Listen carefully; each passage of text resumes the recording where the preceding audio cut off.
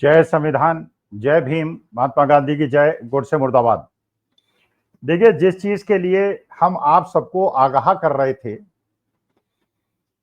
कि देश के अंदर लोकतंत्र और संविधान के हनन के लिए लोग तैयार हो गए हैं, उसके खात्मे के लिए तैयार हो गए हैं और लोकतंत्र के बचे कुछ दिन बचे हैं। अब उसका अंदेशा सच्चाई की तरफ बढ़ रहा है। पहले चुनाव आयोग के मसले पे हुआ, 3 सदस्यीय जो कमेटी थी उसमें से चीफ जस्टिस ऑफ इंडिया को बाहर किया गया, जो कि निष्पक्षता के लिए बहुत ज्यादा आवश्यक था, क्योंकि मानी बात है कि प्रधानमंत्री महोदय का एक राजनीतिक धुरी है और लीडर ऑपोजिशन की दूसरी वैचारिक धुरी है,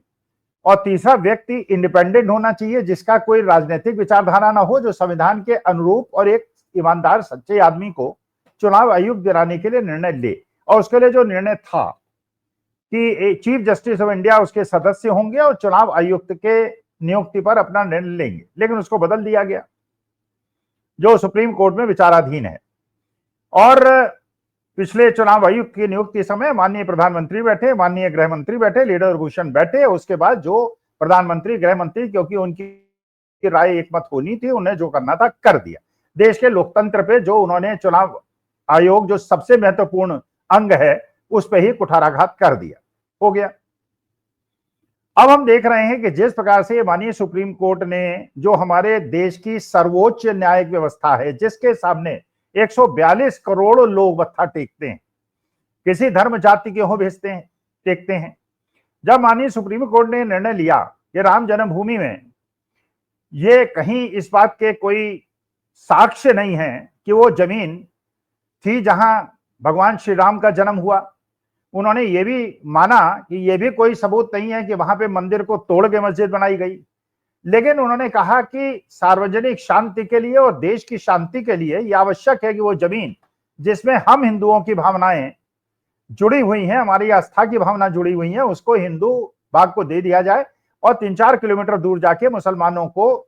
अपने इबादत गृह के लिए स्थान दे दिया जाए। पूरे देश के अंदर शांति बनी रही, क्योंकि हमने सुप्रीम कोर्ट की भावना को समझा कि वो देश की एकता, अखंडता और समरसता को बनाए रखने के लिए वो जमीन जिसपे, जबकि पहले उन्होंने कहा था कि लैंड टाइटल का डील होगा, लेकिन उस पर न करके उन्होंने निर्णय लिया, राष्ट्रहित में सबने उसको स्वीकार किया। फसाद करना चाहते तो मुसलमान कर सकते थे, लेकिन उन्होंने देश की एकता, अखंडता के लिए उसमें कोई बवाल नहीं किया, क्योंकि सुप्रीम कोर्ट का ऑर्डर।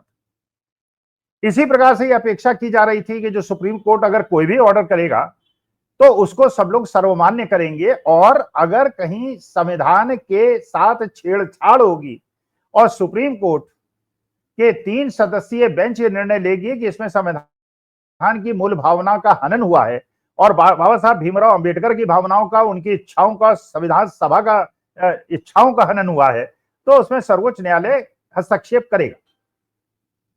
दोनों पक्षों को सुनने के बाद जो उसकी मेन धाराएं थी, उसमें माननीय सुप्रीम कोर्ट ने समय दिया और तब तक उस पर अमल करने पर रोक दिया। अगली सुनवाई 5 मई को होगी। सबने स्वीकार किया।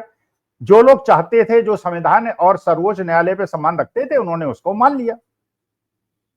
लेकिन जो सत्ता पक्ष के लोग थे, उन्होंने, और सत्ता पक्ष ने सीधे आके आक्रमण नहीं किया सुप्रीम कोर्ट पर, उनके निर्णय पर।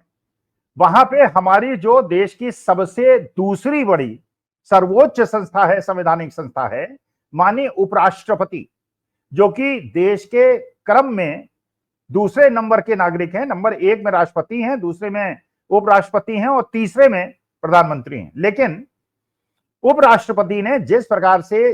सुप्रीम कोर्ट को और उनके निर्णय को, और इस निर्णय को जो उन्होंने लिया, उसको चुनौती दी और ये कहा कि हम आपके काम में हस्तक्षेप नहीं करते, आप हमारे हाथ में काम में हस्तक्षेप न करें, तो मुझे लगता है कि आज के तारीख में सत्ता पक्ष ने एक ऐसे सर्वोच्च संवैधानिक पद के व्यक्ति को और 2 बड़ी बड़ी संस्थाओं को आपस में एक दूसरे के खिलाफ खड़ा कर दिया है, जहां पे एक तरफ तो वो सर्वोच्च संस्था है न्यायपालिका, जिसका देश के सब लोग सम्मान करते हैं, और दूसरी तरफ वो जो उपराष्ट्रपति हैं देश के, और जिनका भी देश के 142 करोड़ लोग सम्मान करते हैं, लेकिन वो आमने सामने खड़े हैं। उसके बाद जो ट्रोल आर्मी है, जो आईटी सेल है, उसने न केवल माननीय सर्वोच्च न्यायालय के, जब मामला सब जुडिस है, उसके बाद सर्वोच्च न्यायालय पे अभद्र टिप्पणी और गाली गलौज की भावना और उसके बाद जिस प्रकार से आतंकित करने का प्रयास किया जा रहा है माननीय न्यायाधीशों को, उससे ऐसा लगता है कि इसका मतलब एक डिजाइन था जिसकी तरफ हम आप लोगों का आकर्षित कर रहे थे ध्यान, कि देश के अंदर लोकतंत्र और संविधान को बचाने का जो मामला था, जो खत्म करने का इनका इच्छा थी, वो 400 सीटें न मिलने के बावजूद अब कानून के बेसिस पर यह संविधान को, लोकतंत्र को खत्म करेंगे, जिसकी तरफ इशारा हो गया जब एक सब जुडिस मामला है उसके ऊपर हस्तक्षेप करके एक संवैधानिक सर्वोच्च पद पे बैठे हुए आदमी के द्वारा, जिन पे कोई कार्यवाही भी नहीं कर सकती, और एक प्रकार से संसद को और न्यायपालिका को आमने सामने लाके खड़ा कर दिया गया। और जो हम लोग कह रहे थे 2024 के पहले, जो जनता तक बात पहुंच भी गई थी कि ये लोग संविधान को बदलेंगे, यमनुवाद लाएंगे, यमनुस्मृति को लागू करेंगे और बाबा साहब का संविधान नहीं चलेगा, उसका इन्होंने एक दर्पण हम लोगों को करा दिया। अब ये बताएं कि जो देश की सर्वोच्च न्यायपालिका है उस पे क्या इसका मतलब यह है कि अगर देश के सर्वोच्च पद पे बैठे हुए व्यक्ति, मैं अपने राष्ट्रपति, उपराष्ट्रपति या सर्वोच्च न्यायालय या प्रधानमंत्री या के विपक्षी दल पे कोई आरोप नहीं लगा रहा हूं, मैं एक केवल प्रश्नात्मक एक काल्पनिक प्रश्न पूछ रहा हूं। जैसे अमेरिका के अंदर डोनाल्ड ट्रंप प्रेसिडेंट को भी कन्विक्ट किया गया, लेकिन कन्विक्ट करते हुए उन्होंने ये कहा क्योंकि वो प्रेसिडेंट हैं इसलिए हम उन्हें कन्विक्ट तो कर रहे हैं लेकिन उनको हम जेल नहीं भेजेंगे। ये वहां पे नहीं हुआ, जबकि वहां प्रेसिडेंशियल टाइप ऑफ गवर्नमेंट है। उन्होंने ये नहीं कहा क्योंकि प्रेसिडेंशियल टाइप ऑफ डेमोक्रेसी में जुडिशरी शुड नॉट इंटरवीन, उन्होंने कहा कि हम दंडित करते हैं, he is convicted but he is not being gelled. और जहां पे पार्लियामेंट्री डेमोक्रेसी है, जहां पे अलग अलग संस्थाएं बनाई गई हैं, सुप्रीम कोर्ट, जुडिशरी को अधिकार दिया गया है कि अगर इस प्रकार का कोई दुर्व्यवहार का काम कोई सर्वोच्च पद पे राष्ट्रपति और उपराष्ट्रपति या प्रधानमंत्री, काल्पनिक प्रश्न है, अगर सेगा तो सुप्रीम कोर्ट उसको उसी प्रकार से दंडित करेगा जैसे हम लोगों को दंडित करेगा। सुप्रीम कोर्ट के जज को भी उसी प्रकार से ट्रायल फेस करना पड़ेगा जैसे हमें फेस करना पड़ेगा। लेकिन इस प्रकार से अगर लोकसभा राज्यसभा के अंदर बहुमत से कोई कानून पास कर दिया जाएगा जो संविधान के ऊपर हस्तक्षेप होगा, तो जिस प्रकार से माननीय उपराष्ट्रपति महोदय ने प्रश्न उठाया है, क्या इसका मतलब यह है कि अब देश के अंदर तानाशाही आ गई है? यह उसकी आहट है। जिस प्रकार से नेशनल हेराल्ड के केस में ईडी को इन्वॉल्व किया गया है, जबकि ना उसमें कोई मनी ट्रेल है, ना मनी का लेना देना है, ना किसी को जमीन बेची गई है, ना किसी को खरीदी गई है, ना कोई पैसे का फायदा हुआ है, लेकिन एक साधारण से मामले को जिसपे कोई केस नहीं बनता, ईडी पे क्या इसलिए डाला गया है कि थोड़े दिनों में हमको ये खबर मिलने वाली है कि राहुल गांधी, सोनिया गांधी, रॉबर्ट वाड्रा जेल के अंदर भेज दिए गए हैं और 2-3 साल उसी प्रकार से जेल में रहेंगे जैसे आम आदमी पार्टी के लोग भेजे गए थे। उनकी पूरी रेपुटेशन को खराब कर दिया था और डेमोक्रेटिक प्रोसेस को इस प्रकार से ईडी के माध्यम से लोगों को हटा दिया गया था, रास्ते से हटा दिया गया था। और इस प्रकार की टिप्पणी करके या सुप्रीम कोर्ट को प्रेशर पे लिया जा रहा है, उनसे कहा जा रहा है कि अगले सुनवाई की तरह इस वक्त बिल पर कोई आप आपत्ति ना करें, इस प्रकार की कोई स्थिति पैदा ना करें, और अगर आप इसकी स्थिति पैदा करेंगे तो दो सर्वोच्च संवैधानिक पदों को आपस में लड़ा के क्या देश का लोकतंत्र खत्म हो रहा है? हमें आशंका थी, लेकिन मुझे लगता है उन दिनों की शुरुआत हो गई है। वो ब्लैक डेज आ गए हैं जब इस प्रकार की चीजें होंगी। अगर आप और हम अपने